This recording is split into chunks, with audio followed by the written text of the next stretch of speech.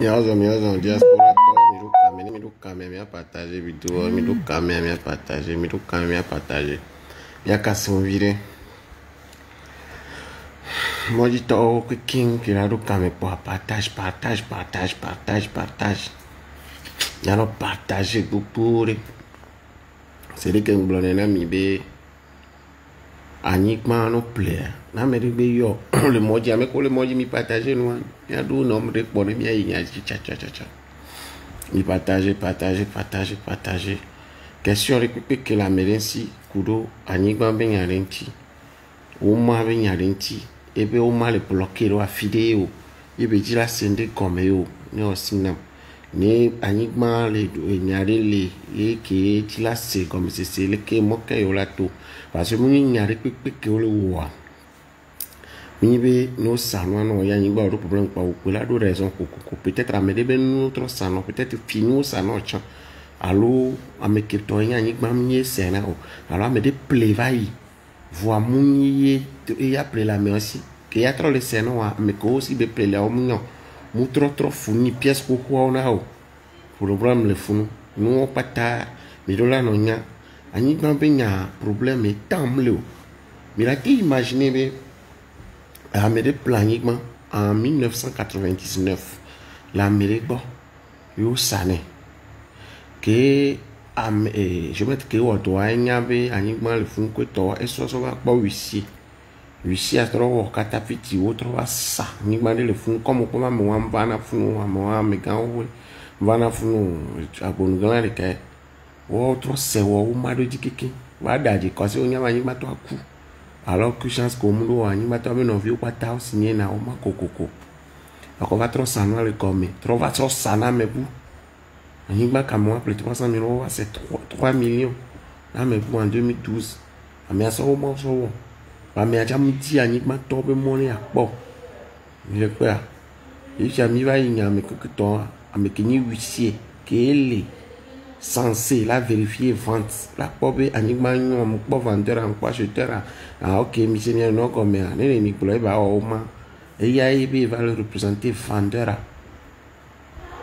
yo so amo ba anigma sofi mais ko ni c'est toi que ni huissier qui l'a sauvé à mer et puis moi mais on dit que je mettre on dit le fiamé et tu ne me plaît mais au mort je mettre au popé que me son on a je mettre 2 ans il y a avant m'aller blonner que on l'a trafiqué au moins on l'a trop sur sanigement nous va y mais on va me appeler dongo non pour du dio il n'est pas fiamé on va ni que nous les blonner na mimi non c'est nous les ah mais si mais nyaba me les 10% de terrain donc au vieux que ta bol les miens c'est tellement que c'est mi réfléchir net ah o le que mon chama bero afiro e mi no so fiomi so de bi mebe no le a lo a homo kare na ndo mi no so fiomi donc abesia me hono na be de icha ya wa nyigma be ndi ya jin vide ya kokolo kpore ni abere me kuvio e chana be mi atoro o of ya hado ko to o press over planigma yo cha de be bere me po do vivi na do ko du se vivi agbe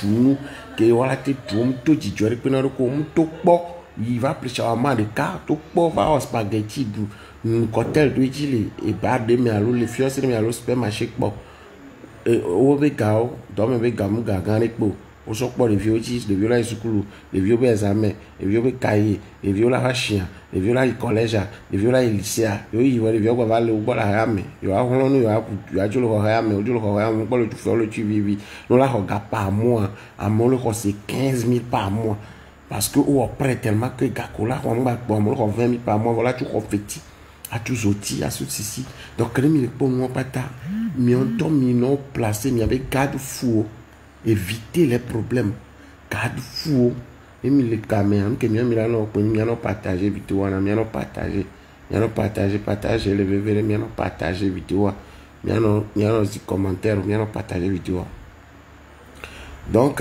ma casse on vire quand vraiment non do mi avec question ti donc ni me question ti na wa ne mva avec question trop sur question va alors non poser question kaka pour ma do ti non donc à bientôt que le bébé le fier on ma soga alors après la so planiquement kaka on peut tout prêt avant ou toc pas toc pour vendre une cessation de travaux non vie nous les possible Soit 250 000, soit 200 000 na, on est enquête sur le terrain antino. On va piober terrain ali et collectivité avec comme velia. Amé avec comme velia lotissement ou terrain anti quoi. Mais les mi matriculer fond voix. Mais les mon réquisition de fond dit voix au terrain les vide. Feu avis favorable. Travail, va tout fait. Waboubi occasion vous laisser 1 million de fou 10 millions ça ne vaut laisser 3 millions non venir. Et 3 millions carrés, là, mais avec besoin, on va me dire là, me vono. Puis là, c'est quoi, vous occasion, ni profiter, waouh, et kawo le goût. Nous, que les gens le disent, mais nous, prenons bien. Tant et on a n'y pas venir.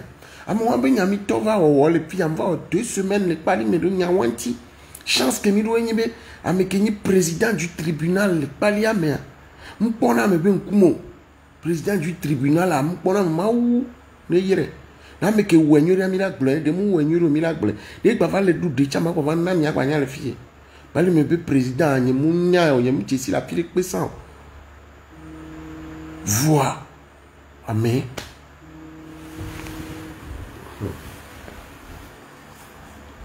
amen mbara allô oui ouais j'ai vu le numéro. Ouais, j'ai vu le numéro. Ah, d'accord. Je suis en direct sur Facebook. Quand je finis, je vais te faire signe. C'est clair. Ah, problème du terrain, Benoît, tu as le Facebook a dit. Donc, après, on a le WhatsApp dit 90 02 33. 02 33 23, il y a dit. Ok, donc on s'appelle après. Yeah. Après le direct, ouais.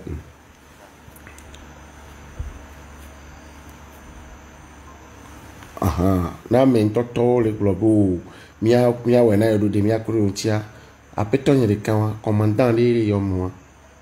Voilà. Donc yo et nous comme les glonanions mais les pimba fa yo bu occasion de les tanti ou pas ni mané la tout comme avec mon tolo pour tanti venir nous 4 millions be fou 18 millions ça n'est pas tanti au sort 4 millions d'oda o le yovo comme les kulagban o le budu matel neige mais o la icha yovo ko mbuna me bo wa pa kon meno la jour la embêté o ye o de col o doit mener le tout outil les tout télé les tout de vieux bêti les tout vous bêti et vous plaque chabeti les tout télé chabeti les tout connexion bêti trop les tout internet bêti bois o va les so garoda le pomme petit pour agba va planifier ban ku gawo fata. Hein? Il y a, non, seigneur, il se fie. Na me de le be le démarcher, m'kaka yo be prendre pa be one vidéo de 10 zerika. Oh, non vignon, non cleva là. Anigba konto so gaso plek pa be one de 10 zerika. One de 10 zerika. On po o ma, on po enquête. Mi gba no plan, mi gba doa ya mo mi enquête. Mon camon lo ba, mais si mais là tu vas là be avec moi, ngba be nyalo mais je m'en fous. Mais je connais à la matière. Mon nyeni ameke que au tiers ou au concours j'assois mais so wo ebe le gouvernement ambassadeur nyeni 3 fois renouvelable donc je connais un peu il contact au leke mi la tek sok be do amenti on laisse bien l'école a 300 000 francs à la messie ou plan visé né plan visé 2 heures John mais qui mis sur le sujet de Boji au moins ne cadeau e ba ni bala ka to viep mon c'est méchant mais non enquête mais so donna me koni docteur PC comme event et conseil elle les nami PC comme event et conseil 90 02 33 23 99 02 33 23 makpelo mianti voilà mais le mianti mi nya bem debele son yo et les jamito mais ni besoin mi avait change yo mais mi encourager à moi parce que me ko bon mi le ya ho parce que so mi va déposer un enregistrement bendo ah mais on bien o mais encourager à moi alors motiver oh non vi oh boss nous go ça mais o la ça yo la ça o chan ami achana no motiver do entier salaire pour le coin va motiver motiver à mer. Motiver à mer. D'ici à Moutou Berouda, à ta part, me veut d'auto, à ta part, me veut conservation, cadastre, équipe cadastre là, et soit il est conservateur, et Moutou Berouda, mille auto, nous et l'ento, mille auto, mille auto, mille auto. Moutou Moutou Berouda, conservateur, Lomé, monsieur Labari, bravo, félicitations. Ouais, ouais, au Dinkona et Joie. Monsieur Labari, monsieur avec Jésus Labari, nous avons Juan et Via. Son fils et frère, Ogoligo, et Wakukune, félicité. Yé conservateur à Tapame, félicité. On m'a dit non, mais on le doji. Mais on l'a encouragé à mon noté immatriculé au terrain, on était sécurisé au terrain.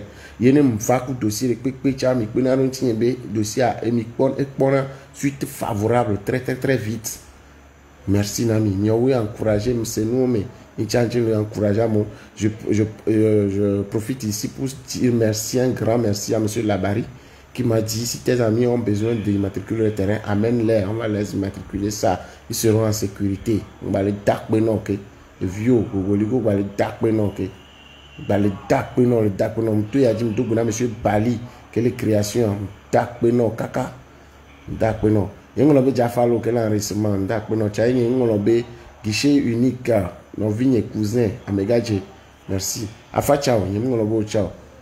L'agro, yemngolobo miopata, merci Nami. Merci Nami. Merci Nami. Merci Nami. Amé avait ribosome akla. Et va là-bas, c'est avec Itel tu fais le direct. Il y a d'autant incongruité, donc Amé, autant que vous quoi. À des choses, c'est le cas quoi. Non. Les gens ont besoin de vrais trucs. Il y a un bado à mon temps. De violence, harcèlement, situation, information, contenu, discours,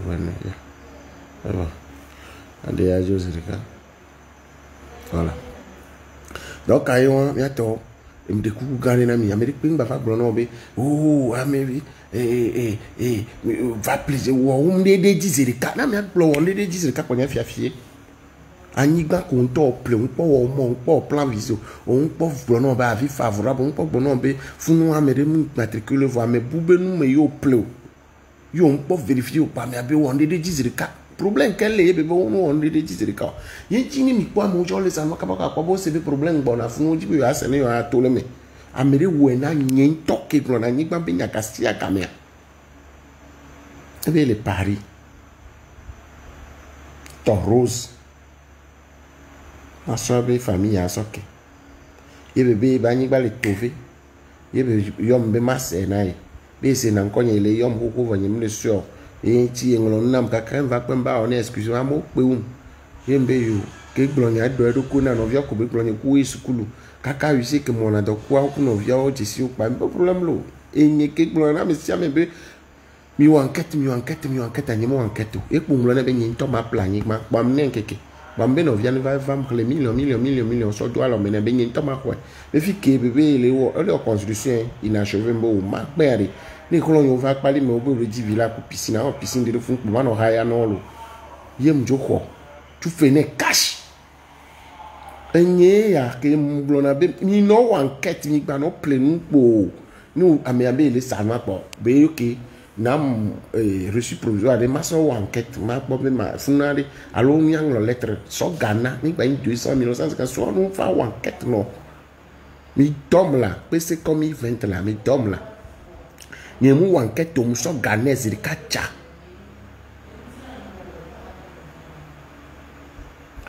Lucy am so Ghana cha enye bia bi ma wo avis favorable kwa mu o ma so ipo a préfecture gba lo rejeter gba be 50 mètres to fun mu troso e cadastre pour rejeter be mais quelle est pour musical from mi di musique am lo direct mi di musique bambe o ma on est na ma avis favorable kwa mi paru po be 50 mètres to fun be un fa de trouver même beto mais 50 mètres l'homme aniba a pata le meko alors que nyamba so Ghana autre wati glio kikin le fun amekela wati glio be 35 000 amekela ganwa di ko la tonzo no ko to o fambe o yem trop eu David une semaine pour l'homme David Rose fi que sanama obe modielo e bien be glona mbobo ya de moto fun be la dui bi de mbo nyem senya obe ma sanna e nim le kwa mon mbo nyi to ma play donc obe modui lo le gars mon attention gagner une semaine pour galo nyam ke be glona ma tes sous ont été naturellement consommés. Si les autorités disent que j'ai tort, on verra quelle modalité de paiement on va faire. Quand on vient que va regarder signe, et nous est venu dada le on va convoquer le huissier que bon signé reçu aller. Chance que me doit et na procuration novia et pour va convoquer novia. Novia ebe novia ngava mble novia mbo ngava reconnaître ma va réussir à bon mi agben ngom dare bele ke oda tu gana me ya pa volo il va pas ni kokko so jo ici il mo so gagner na mo ma ordinateur me ngambe te mo sino mda ke so ebe mi vraiment de mena mi no cleva lo nyi to e choro ti nyi so pelo ben pla ho le to velo mi no cleva André ni mkem lo am George no do pola jul kame bon ko am ja ploko na yang bale ji nu ya ola amele ben le wo mo George no pa tu sors pas agbenya quoi donc yewa ye mi ko igbo o le wo je be obe on e gbona ke obe nya be complicité ya e ko galasi nya ne million ne be ko be yu obi yo Lenki via mo million garebe soro re dada o soro dada obe mo anfi que ça ni mo ji ebe tinya na e ya va vacances e be obe ni va récupérer Ghana e nya ne pe kuru na wanti o be reconnaître je no vient to wa to o gagner va na mo nyomo e mcholo e ti mi le o da silo me mi ja plan ma me ko mi on ne ti sirika o la ti on ne ti sirika kwa gbe o enquête yo mi nya enquête so gaba mi enquête ni pas ni visé ni a plan ni a avis favorable ni a coton ni a va at le dogbe na monsieur Tofio monsieur Antoine Tofio un grand frère et ami et père spirituel après non pour tout l'amour que tu as pour moi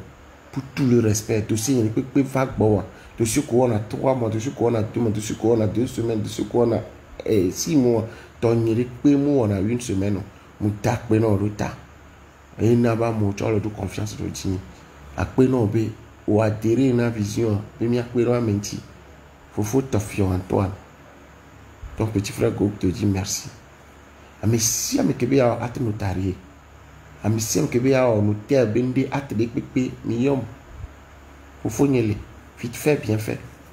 Il y a monsieur qui le dit huissier, ou le fio, ou le déjà on y va au forcé à huissier la signé.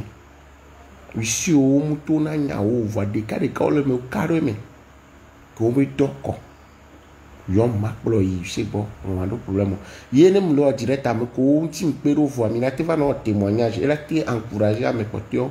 Il a va non témoignage. Ni voilà on a mi va mi abon lui à me avec bébé pour mi la glo. Et John a glo ou on a mi glo no. Mi ava no témoignage le pied. Il n'y a pas no témoignage le pied go de que ni a ko que avocat le.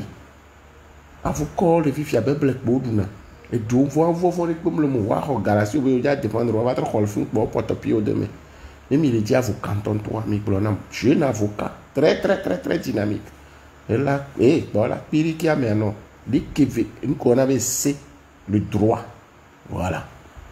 Donc, il y a te poser question à m'da que que moi gbona mi gbe poni be mi no clever amere la gbona bo te pe obe pon asia ni o so kokolo no so ya simia mi se nyanwere no so kokolo no so ya simia ni mle gbanziwa e chovi ni mu chovi didiwa e le gbanzi awan kete swinchi ken gba plebe ya bani o so kokolo no va simia ni mle chovi wa e le bliazinchi. Donc à enquête sur une petite appelé bé d'avani juste ma blona mi bena me be o le sande pon mi enquête sur une petite ya me le di anigma que me dit be problème non tiwa ni yom fan e kenti po be ko e ma te nyava ne so va nyava na mo la ba ble nyan ko nyo cha ba pe ti la ple ni to e ke la ba pe ti mi o ma ni to ke la gba pe ni ti ni bebe a tu po ma no fi mi la tu ne mi we na mo gbogbo ni ti ba me ko mi we na ke be jeji na mi ri ni ta pe na mi ne mi le o direta mi va te no blefa mi te va bleu le direta me apena mi via mo mi so question ro dam to mi so question ro dam pa. Ok, je peux avoir ton numéro, je suis au Sénégal. Ouais, 90 02 33 23. C'est mon direct. Voilà, mais oui, comment tu vas? Coucou, on dit quoi? Je te bloque parce que c'est pas de ça qu'il s'agit. Numéro, mon petit, là, toi. Coucou, comment tu vas? Je te bloque. On va mener quoi, la mignonne.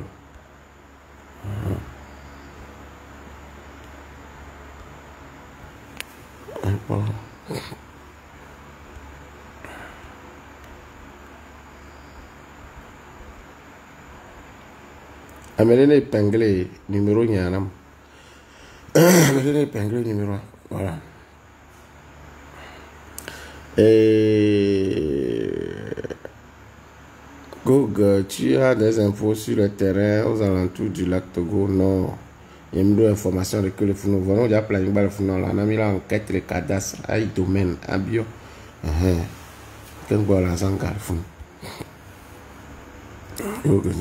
Je vais t'appeler quand je serai à Lomé. Et pour m'y cloner, il va m'y mettre en béro. Il a pour tout là-bas, on va avoir d'autres problèmes. Mais je ne suis pas là pour régler les problèmes. Je suis là pour vous aider à éviter les problèmes. À éviter les problèmes sérieux. À éviter les problèmes qui donnent des migraines. Les problèmes qui donnent des stress. Ou la pire où monsieur le trouve au pays à plein vie direct pas va son stress nous tadina de quoi nous quoi vous n'y a mon ami mais pas direct et autant que vient à partager parce que vous dites toi et n'y a le wena à me le temps mon maté quoi c'est le camp nous va quoi ce temps mais au moins là va quoi nombre de partage il a partagé ça il y a ça pour bien on vient petit parce qu'il y a des problèmes il y a les récurrents chaque jour que Dieu fait ça il y a de nouveaux dossiers. Il y a de nouveaux dossiers. Il y a de nouveaux dossiers. Éviter les problèmes, c'est mieux que les problèmes. Il y a bien. Les kémina, on la va réussir. Les kémina, on la va avocat. Les kémina, on la aza. On la du gao. On la du bébé. On la trop qu'on le fond. Là, mon gars, ton là, si on le met. Je vais mettre le son, moi, au plan, je vais mettre les bocs à un an, c'est très mauvais. Je vais mettre à plan visé, couteau, bao. Je vais mettre à créer la signer, capier, calculer, et bien, donc, pas. Mais si nous donc on a toute une équipe dans PC comme event et conseil. Mila terrain dit là on là bon voilà au plan gré là signé mia so jo il va viser ou viser mia so il n'a noté et nous découper les pa. C'est de ça qu'il s'agit. Déjà fallu mon to berudo l'enregistrement. Pourquoi yéwan à monsieur la oui les socorrer mon to berudo. Yéwan monsieur Goka l'attaque pas même to berudo yéwan beau. Donc à bientôt. Elle est bébé. Bonsoir grand. Je te kiffe trop. Réponds-moi aussi un jour le chéri Oloudjane. Ah Oleko Fondoma. Merci. Ça fait plaisir. Oloudjane. Ah ok. Après on a mis boss. Lamine innocent chala yao boga mokli. Yao va venir ma nous. Merci. Kasi c'est que moi je n'ai plus payé terrain à Lomé. Ces maisons moi je vais acheter. Si Dieu me prête vie, problème la mine, nous plans à Royane, à titre de la Royane, pour vous pour la mutation. On a titre nous les dieux, on l'a bio, c'est bébé nimba que Dieu tu as Royane doit dire, faut nous avoir, les réserves me voient, nous, amène nous, on m'a le dit, va y sans nous, on l'a enquête, on quelqu'un, nous, le pas, feu, à autant. Sinon, on l'a dit, tu as, 20 ans après, on a une cessation des travaux, de dit mon frère. Donc, partagez le direct. Gog, ton numéro depuis la France 90 et à m'épingler. Donc ça veut dire que tu ne suis pas le direct. J'ai épinglé le numéro 90 02 33 23 99 02 33 23. Avez-vous déjà rendu visite à Aristo Lawson Hugo? Comme vous direz, c'est pas faut terminer. Pour le planning, le bloquer. Avez-vous déjà rendu visite à Andio?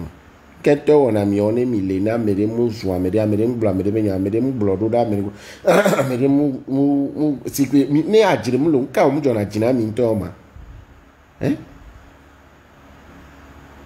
Il n'a cousiné aller.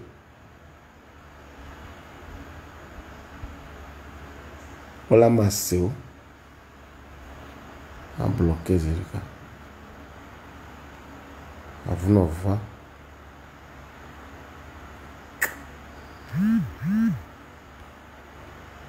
Ya me don to ya ino mi nto kuma. O le plonya to le fièvre. À mon vale que là immatriculé on que mina on que avez-vous déjà rendu visite à et Nyawa ça vient chercher quoi ici? Si tu as un problème, va le régler mon frère. Nous quoi mais on donne au yobe statut de là on dit non 11 ans 17 ans permettre na mi be connexion. O so gana mi aso isuku la mi ava be yo le play yo le wo connexion mais tiens ya no plan ko le jumi. Des farfelus comme ça. N'y quoi me rêver relation, quoi me rêver cadeau que les mais ça te regarde où? Ça te regarde toi où? Nous que vous pouvez m'y appeler le Facebook qui m'y bonne la virtuelle là. Nous que vous pouvez m'y appeler le Facebook qui m'y bonne là. Nous que m'y appeler. Eh, visuel là. Voilà. Et m'y appeler. Donc à m'y pas. Facebook nous virtuel voilà quoi tout fille nous avons ah visuel que mi son ami mi la que mi be mi quoi et mi la quoi mi mate va quoi bourreau bouté po et que mi be mi anya ça quoi mi quoi belé quand mi a noté que mi a nous pour le blogger to ils n'ont pas l'argent à payer des terrains c'est pourquoi. Mes amis, respectons vos âges. Goku n'est pas ton petit frère. Merci, Sylvestre. Mon grand, tu as raison, t'inquiète à personne. Le beau gars, mon client. Oui, c'est ça, voilà, oui. Goku, ton numéro de pilote. Oui, bien envie, te fâche pas, bro. Mais quand il bro, on te mal. Oui, voilà. Et on va bloquer quelqu'un pour le mien. Je parle avec des gens qui pensent faire quelque chose, comment leur éviter les problèmes. Voilà. Donc, à bientôt. Et question, on y va. Question que midi l'a posée sans connexion, on y va. Bon, les majors, on y va. Pénalement, on m'y partager là. L'homme de partage, Camilo. Et où c'est Kanta? Pijaki, et qu'au fond, ah, ok. Ouais, réquisition, tout cas, Camilo, notre pas journal officiel. Je vais officier avec tout vite quoi. Bon, là, je vais vite fait, bien fait. Poste ton numéro WhatsApp. De coup, moi, épingle numéro A. Et direct à moi. Montana, moi, épingle numéro A. Voilà. Il n'y a pas de problème. Ouais, voilà. Me poser question, tcha. J'ai appelé un bac, mais on a on est de 10 Erika. On t'en le play. Ou gao. On est de 10 Erika. On a les sous-soumés. Et t'as gouari. C'est. On grandit ici. C'est pas un âge. On peut on est de 10 Erika. Ça veut dire qu'il y a un souci. Oh, t'as pas de 10 Erika. On dit qu'il faut des Erika. On va en vidéo. On doit n'y pas, oui. On peut on peut on mao. On peut on est de 10 Erika. On va en vidéo. À quoi ben on tient corps. Oh, on m'a volé. Que je vois, on m'a la gueule, il y a des tu vois, pour la semaine. Oh, c'est station de travaux. Mais il y a cette dame là, ouais. On l'a expulsé. Finalement, oui. Quels sont les étapes pour le titre foncier si tu as déjà le plan visé? Ah, il bosse mieux, mon épingle numéro 1. La question, c'est déjà, mais tu m'embosses et on continue. Au plan visé, papier calque, avis favorable, au patalo la sogbe. Et on sogbe, une collectivité a la bien mandat. Une collectivité a reçu bien, du moins signé avec, par le propriétaire terrien. Bravo, il a continué, il a attaqué à notarié. Tchabi Jackie, merci mon frère, on est ensemble. Je salue toute la famille, hein. On est ensemble. Ouais, bravo, on est numéro de qui on a mis au abonnage, je vais pas nous l'appeler là, maman, qu'on l'a dedans. Quelle est la durée maximale pour obtention du titre foncier à partir du dépôt initial au cadastre? Mon frère, va sur mes autres vidéos. Je t'abonne à la page, j'ai dit ça plus de 1000 fois. Voilà. Mathias Le Bon, bonjour grand, j'ai 4 lois par mais j'ai l'idée de construction d'hôtel. C'est une très bonne idée. Pouvez-vous m'aider? Je vous expliquer en détail. Oui, mon numéro est épinglé 90 02 33 23. Il faut m'appeler, on en parle après. Mathias Lebon, voilà. Tchabidjaki, pas de oh non, il n'y a pas, je sais, il n'y a pas de souci, mon frère. On est ensemble, together. Ouais, bon, on a paradis, au millionnaire, on y le fou, vu que plein de balles, on a pas dit, mais on y bang balles, on mord le dos, on a mis badja, on a un badja va retirer le pali, mais on le met, non, c'est à carré. Anyigba wa amime alo dede leji alo pobore sokro denti wa ville me wa togo eni a togol takuya e ncha ho nyemele donc tu vois un peu faut quelqu'un à la mais non oui bon wa non va tu es à 50 mètres de la route mon frère là-bas c'est à Mimelo. Bon je le dis ici pour encourager les gens à le faire aussi. Hein. Donc, tu m'excuses. Bon, ami, mentor, ami, mentor.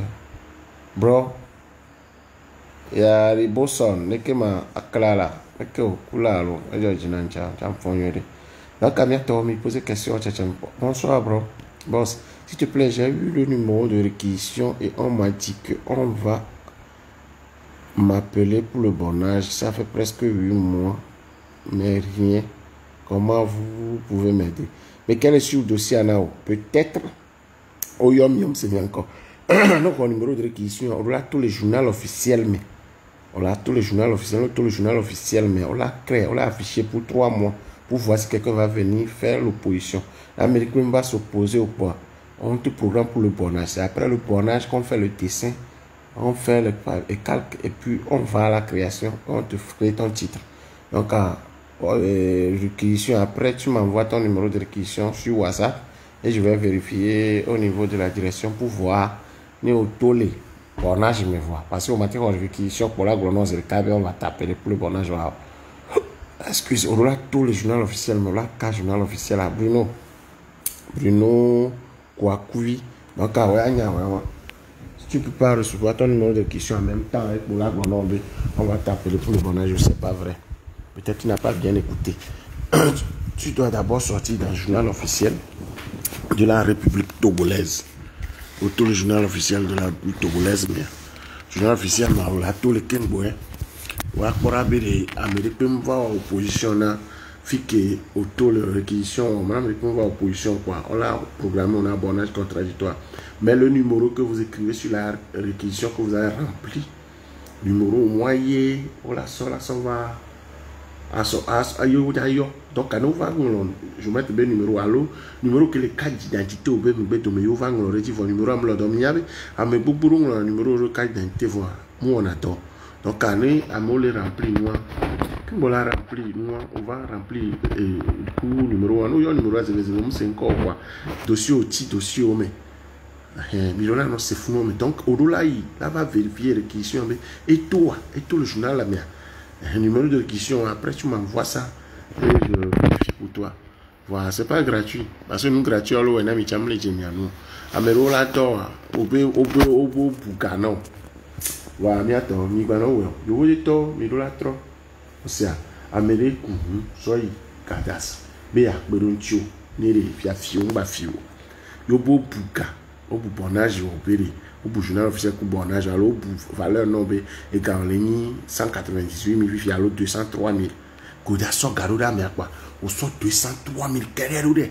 À Miada, il banque, là va roca, là trouve ce bon, là il cadastre, là va tu 203 000, là non, carrière, là non ramé. C'est que les kimi buna ce soir, et nous qui on a mis en vieux finami, moi, un bon gars, c'est quand même des. Nous payons pas piouare, ma fion. Alors, nous payons fion à ma pio. Comment est possible, oui? Nyam brena merin sorcerer so garuda kwa dono via so kaka home. Nyam so facture rura no via so kaka home va. Il passe au Ghana tako yembo. Déplacement ri. Ebe mbra ya na yo mbene ko gaso ine. Ni va tu fene ba so Russia ba na so de ma va so dépôt ne. Non ri. Il la buta me so wanchi. On pa na me kaka po ora ba do po ri. Voilà. David Andao, ya merci. Après le direct, je vous appelle. Problème, le Mathias, le mot. Florence Afano, ça c'est. Eh oui, on est. Et pour nous, ma va toi encore les filles, on va pas même les baravants, c'est pas bien. Il y a vu fini, on fait dire, oh, vous, à métier, on a vu 5 cours, 2 cours, il y a un tiers. Sinon, il y a un dossier, il y a un comment déposer, il y a un merci, il y a un collaborateur, merci à Emile dit. Nous tout merci non pour mon yori, vana nous devons nous tout merci na o. Ayira e. Donc mon yimi chimi ya wane ne nchikpo. Wo bo o ja voiture fe non, o ko voiture a rodo be gake mi ja tu ale ni 205 000. O ja so garuda po so 205 000 dollars kede. Nyeku are contrat que mi signé. D'abord me le donne pas le tout. Vous doit aller cha. Nous qui on a un an, il y a une semaine, il y a 2 mois, il y a 1 mois. On a ça et on a 205 000 là. On sort 205 000 là. On a qu'est-ce là il va regarder la banque. Là trop là va trouver nos rames. Là au paiement, même là même les dollars, il aller retourner au moins les coûts. Amira va tout faire. La trova à l'eau va tout faire. Azia dossier n'y va l'eau. En paiement, quand même, ma va reçu. L'équipe va trop dépôt. Mais m'bunata me souyantia. C'est mauvais. C'est très mauvais. N'y a pas de blanami. Et tu blanami, mais quoi? Son garçon il est blané belé. N'a pas tué n'a sort reçu avant de m'avoir dépôt. Dépôt à mater couvrir là-bas.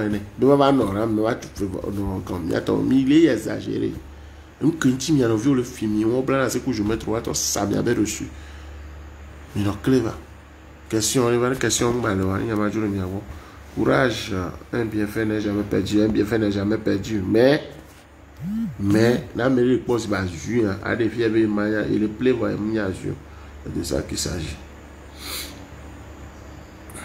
Donc, il y a une question, d'accord, il y a une question, mais il y a un direct à 2 fois dans la semaine, il y a un don de cas de Kaoji.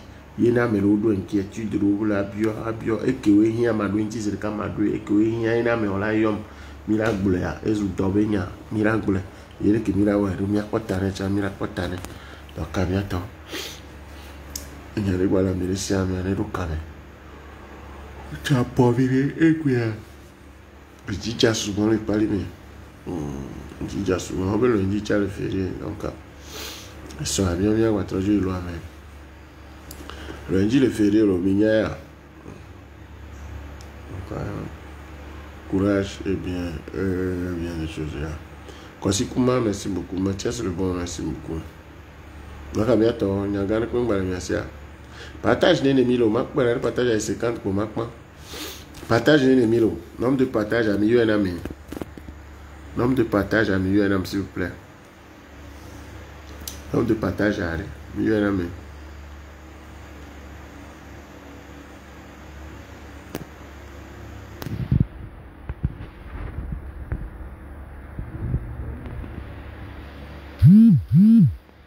Kujo le bien mnyada. Amaria. Mbana. Na kwa direct avant.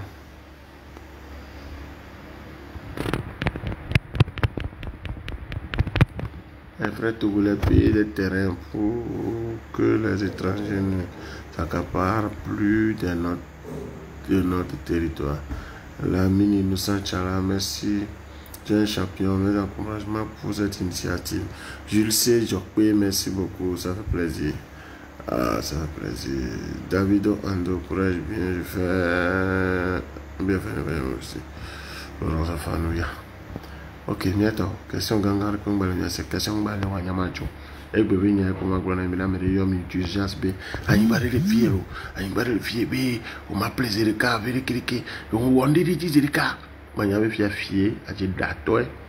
Ou tu pas de dire que on va vidéo 85 partage, merci beaucoup. Ça fait plaisir.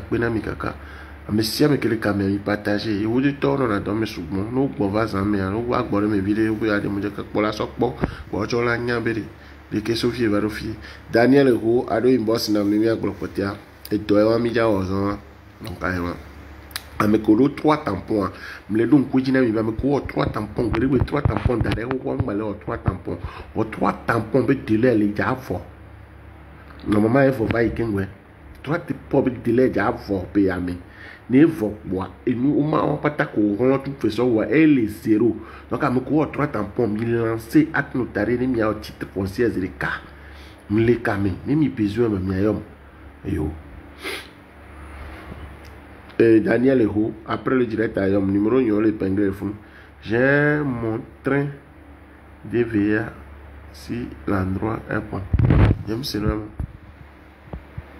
j'ai mon train Erico Gavi, allemand anglais. Merci pour le cœur, merci pour le cœur, merci pour le cœur, merci pour le cœur. Erico Gavi, j'ai mon train DVA si l'endroit est bon. En français facile à lire.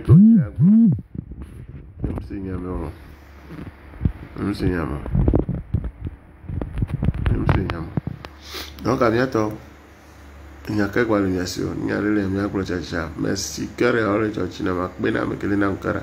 Partage à 1085 partages, c'est trop bien. Moi, à 85 partages, à moi, on va trop partager, on va trop de caméra. Je vais partager. Si tout marche bien, sur 1000 temps, il y a trop direct pour. C'est parce que beaucoup de personnes ne comprennent pas votre idée. Sinon, normalement, tous les jeunes Togolais qui sont à l'étranger doivent vous soutenir. Aore, au mouniante combe, et nous qui mille glorifiés, ah, nous plaidons, voyons, ah, goli, qu'au fond, et non, venez son numéro, un problème de mille doigts, au peu, au la technologie, nous on a magique. Mbe mi éviter problème. Mi pero America county, ame ko le obe droit me ke o le tafua. Wonti mi pero mi ya te ba honde ke mi to na o ya gbero mi ngole le susume. Relation que les miens seri no bo atafua ri mi ate so gbero nchu. Me mi bene no mi to, mi bi kwa me ave 20 le ani ma pa to we de la do raison kokokore. Peut-être ame ato o so fiva sana o le ke mi la mi a ko le sia. No ate ko le sio.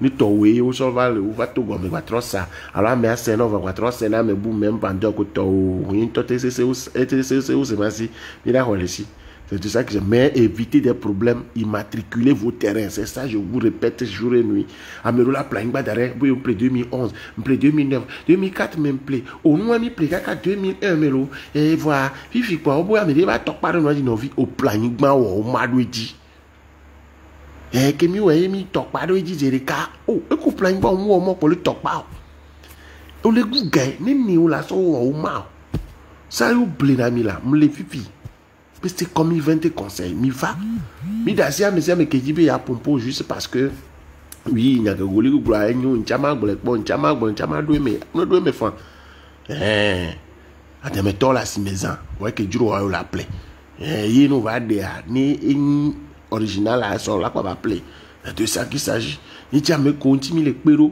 me komi le wo titrana me ko va vous mille me continue pero de mi o tia mille direct venez faire vos témoignages na me bonne de confiance mi o mi bien pero mentir voilà on s'en fout du reste venez respect le mo pa mbochito et moi me le pe mdo temps et anigba benya temps benya mdo temps au de problème mais éviter problème les problèmes mais éviter problème les immatriculer vos terrains faites des enquêtes avant de payer et évitez que les gens vous disent oh il faut faire quelque chose en même temps on m'a top pas les cas vous les vidéos nous hey on m'a on m'a volé ya nya be funa zueto on m'a prévoir on m'a enquête là ça va planifier on a après ça dans l'auto on m'a prêt là sur dans l'auto on a nani que voilà Florent Afan donc on a répondu à l'animation il y a 117 partages waouh Freeman Abalo merci beaucoup partage à Sunanya un homme le dit je vous dis toi il y a le vénénam et je vous dis toi que ne va le pas direct abonnez-vous à ma page partagez au maximum dans mes boubouronnes c'est parce que amour le droit à les domaines et en même temps amour le bien organisé on y équipe odo vovono bobe bureau à la suite ministre chom vous non parce que on le ta femme a me contrôle les droits mais on l'a bien appelé nous à le pied à 98 a me appelé nous à 94 au 74 mais qui a me appelé une balle pied on toque on a nous quelqu'un on vient nous plein nous quoi on m'a dit ame bondi do pitié na me ko ele si be drogue satoku ya drogue satoku nyamnyo ku c'est ame on nya ben ke yolo an be donc ils sont préparés à ça mi placer garde fou mi éviter problème e gam nya pono e ga go didi wo na nyinto mademoiselle vodare wo na nyinto e be ma sanne bi le yon kaka mi ko ni kubi conversation patale e va do afire mbo ni be fi kan gba le wan nyinto ma play ni que les millions na no via be so do re on va lancer au maison au befunamo et moi 50 mètres 20 funa mu yo e be zanga en moins de 2 semaines e be zanga so gagne ma et bien si les autorités disent que je suis en erreur on va voir les modalités de paiement et on va s'en via quand bon so gagne même jour so gagne le script lo donc ami no clé va miato éviter ces problèmes éviter les problèmes à nous les organiser nous bon ko kuna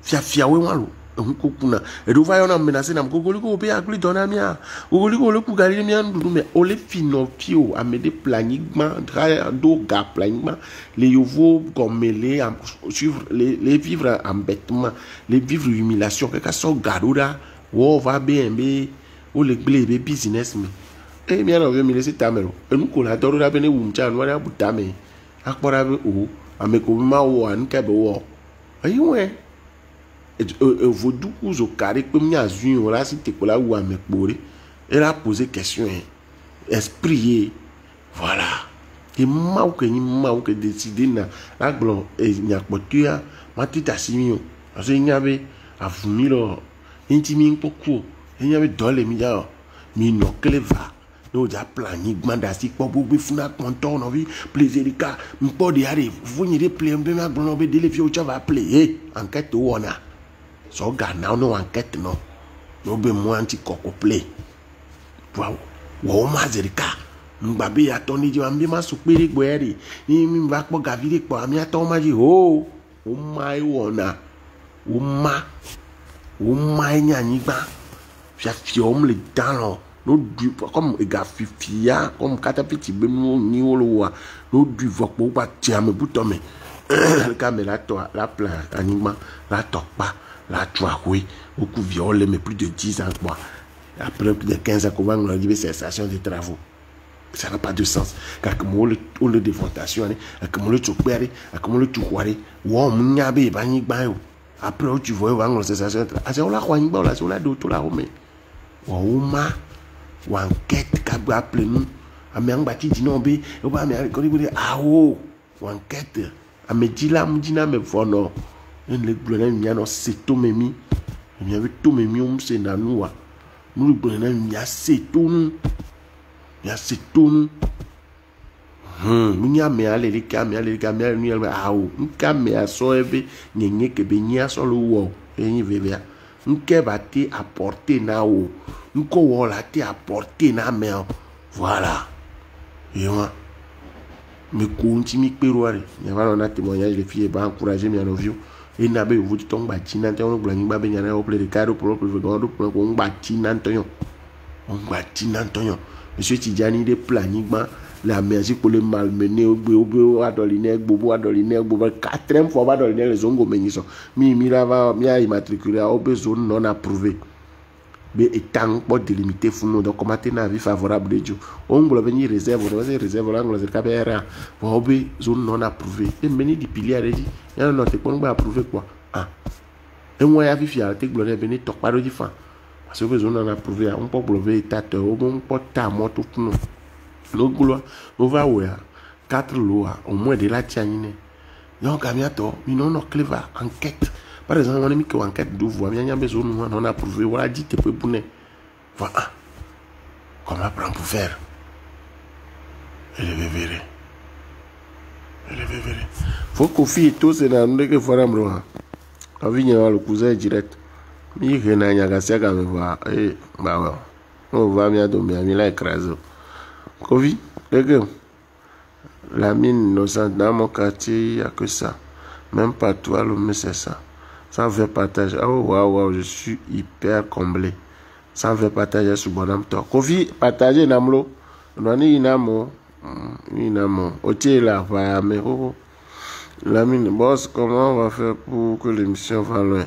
Nous avons besoin d'une application qui est en direct. Nous avons une vidéo, une Sophia, mais mettre ma contact quoi, mais ma application. Nous avons terrain, on dit va les immatriculer namo, nous va représenter la vente namo. Là où il y a la signé, on a signé, il y a un droit pour la signer, mi monde, moitié. Gamé avec Emile Ouek, Milan vidéo, dami va être le direct, à bien opoué. Kena me amba dormi au chane java oué, chana nyabe, avec Mdola oué. Gamé m'a évité problème, on likem da limité des gars oué. Les collectivités, ya Mdola mandat, c'est parce que nous prenons les collectivités ici, au moins mandat, ou nous devons trouver, on a son mandat dans 150 000. Alors 100 000. Alors nous quoi vous mandataire am signé non là il y a mandataire à 2 millions parce que vous nous vivez c'est 18 millions on peut va 400 000 on peut va 1 million nous allez on se va jouer mandataire à 2 millions là c'est millions on m'a signé non pour vendre les consommer donc mino cleva aïe nous va plus nous pour collectivité quoi mandat on l'a ouais mais quand il mandataire on le signé mandataire avec moi il y a un droit on le signé pour aller au reçu au côté pas au jour pour faut on pas besoin des mon là besoin il au wado accusé de réception dit les titres conseillers la ça non la trop approuvé bien il ça non et pas sinon nous bout nous trois ya au cas gana wa la melade vous donc merci mon frère Kojo Babela Digi, j'ai beaucoup aimé.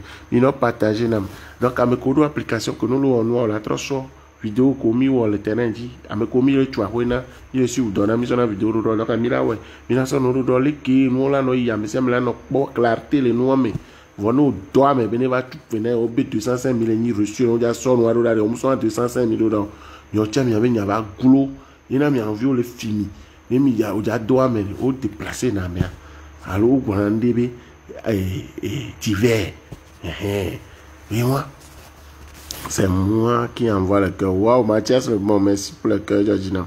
Hello, mon frère. On m'a vendu une villa à Agoué. Je vais à Lomé pour voir ça. Je t'appelle. Ok. Djibril Mohamed. Ouais, maintenant, prochainement, avant d'acheter quelque chose, il faut me faire signe. Moi, je suis sur le terrain. On fait les enquêtes, toutes les enquêtes minutieuses, que la personne même ne saura pas. On finit de faire. Si c'est clean, feu, tu l'achètes. Et pour éviter des problèmes, hein, parce que il y a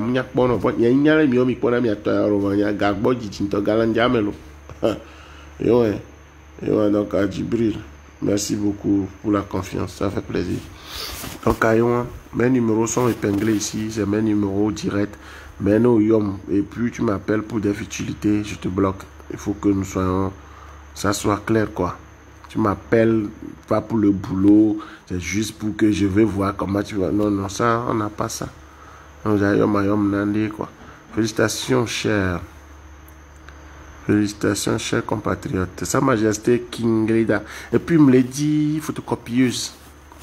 Parce que nous sommes dessus, nous avons photocopie, la signe dans mes boîtes, mais quoi. Des cartes là, il y a il y a trop de copies de dossiers à agrafer d'arrêt. Il y a mandat, il y a trois copies VVV d'arrêt, de la enveloppe. Mais moi, ils ont les plantes, ils ont les actes notariés, ils ont la sorte de dépôt. Donc, à mon souhait, que nous avons un bout. Mais pour nous, il y a une copie de cas d'arrêt, de sortie. Donc, à nous, nous avons besoin de photocopies aussi. Pour le travail, ma soeur pour miantilo, mianto minya, mais l'homme lord on a par exemple, quand on y a Boujan, à me lever sur le dossier, il y a 600 milliards comme on a suivi, parce que 600 milliards, il y a notre côté, mais c'est un peu trop. Mais comme il y a eu trop de doigt, mais là, son gagné, on voit, il y a d'abord busy, oui, c'est pas légal, mais encourager à nous, et il y a donc, à eux, oh, ma wenem, ni so, moulin bé. Fi que mi doit me numéro de réquisition bon, c'est la grande partie et 100 000 $. T'en pour qu'on veut monsieur Rodamo voir gako musa lever nyamia et sous monto monsieur Rodamo après va gona mbé ya eso nyem pas regardé et so 30 000 $, mais les ma ouais ma so 20 000 ne 10 000 à ma derrière nous avons un bon contradictoire azano po direct ya mbave solo parce que ko am jojina mo po dirika be mfano zerika yam dina no mais les maçons Jimmy dans nous avons un bon contradictoire les maçons déplacés cadastre équipe cadastrale que ya cité cadastre là va ni à nowhere les kaka fike banigba lento ya ma va popa la so Jimmy non et view ya et Victor Vino o ja jamito mais là va dire anigba no ko la déplacer ko la so Jimmy non benkel ye mpo ben ni kemi wo yo le fini wa egbe ma gbole no sia faut va gbonye les dossiers au benga mais au a 600 000 les sur le dossier nami il y a mon dossier comme mon numéro de question non mon numéro de question non yembe so garder do ramri ni mchama so wonia obembe no vi va gbonye be no do ya mo de place over teacher yin tàbí so fi evado fi ari ni nja yoga na amaglo de dare jini omwe cha so no déplacement mbenye mle nene o mi agble no direct opo agbe wan ti no wu awon pase ne ben ko enji obi mle ti bi ya kwa confine fufo e ti bi yin Thomas yu na kakalo awo mo no kaka npo ni mezo question ye ko mi o contrat o me respecter o na me lo do no ro reconnaître na jindi ru da me asia en plein azur vraiment azur mignon yam le pero mi entier et nous que moi non moins de quelques mois mais au matin on a gbero relation ñom les gens c'est pas tes relations je sais comment j'entretiens mes relations il devait regarder bon là va plus crédit dans relation ñore voilà quoi blé non le kia nyava do nyamelo je te dis ça pour que na nyave agbe am le non a Philippe me fort tant les gens le font chat tant les gens sont le sur dessus quoi je suis désolé mon frère.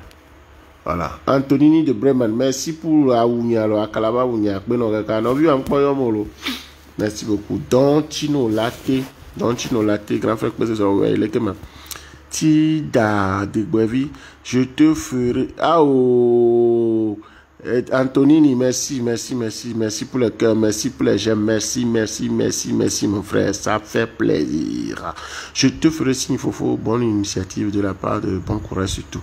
Il y a Amledakbe, Tofi Amledakbe na monsieur Atiso, il est américain, Atiso, avec Beto Fana, Mdakbe non, il y a Mlo donné, il est voilà vos pas. Et voilà, voyage hors déplacement et puis je vais trouver machine de chape et voilà sans problème et on l'a donné mais à coup de et puis où est et puis dossier réquisition voilà c'est de ça qu'il s'agit il est qui chama ou est au de va tchatcham le ouais et on ni janima jani ou à vivina je te ferai signe. Ouais, ok, d'accord, Tilda. Massino, leader de demain. PC Zoboro. Oui, mon frère, c'est comment. Donc, à bientôt. À quoi milo partage avec Mitra, il y a ma pauvre 200 mané, 200 comptes. L'homme de partage avec Miguel, voilà. Anthony, Zoé, Ametek, Zenas, bonsoir, cher, bonsoir, notre. L'homme de partage avec partage, n'est milo. Je vous dis, toi, m'dok benami, miol, doji, miol, à vous dire. Mi bano découragé mi ja pleno mi bo enquête mi ava boy mi la o manami bano patala ire fafare 121 partage akpe na bikaka ça fait plaisir donc à des questions voilà mais aussi mon ami 10 minutes mi a bien question bon ma parole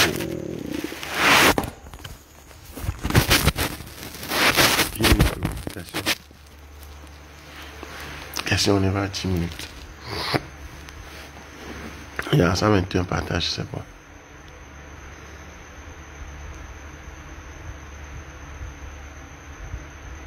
Ouais. Cuyo.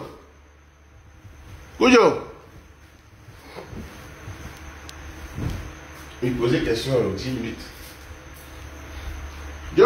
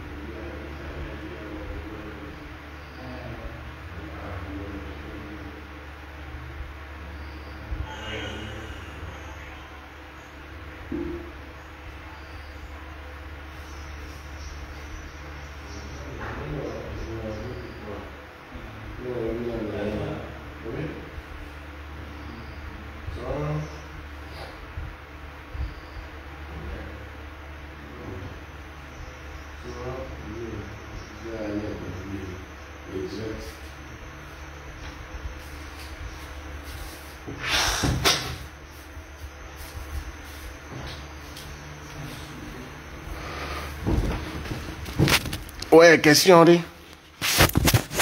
Question. Depuis Burkina pour ton travail, merci beaucoup. Combien faut-il pour avoir un titre foncier? Il faut commencer quelque part. Je peux pas te donner une somme, je ne connais pas la valeur de ton terrain, ni là où tu as ton terrain. Il faut commencer quelque part. On va travailler dans les jours à venir. Je suis togolais aussi.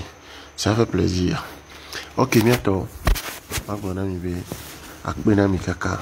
Merci pour le partage. Si le partage était jusqu'à 121 partages, ça fait plaisir. Donc, restez concentrés, soyez éveillés. Et voilà quoi. Je suis là pour vous. On fera beaucoup de bonnes choses. Merci pour tout et ce que tu fais pour nous. C'est pas facile et surtout courage et que Dieu te protège. Merci, Massino. Bye bye. Bessé Burkoudi, Bessé Zoboro. 12 ne sera jamais 21. Voilà.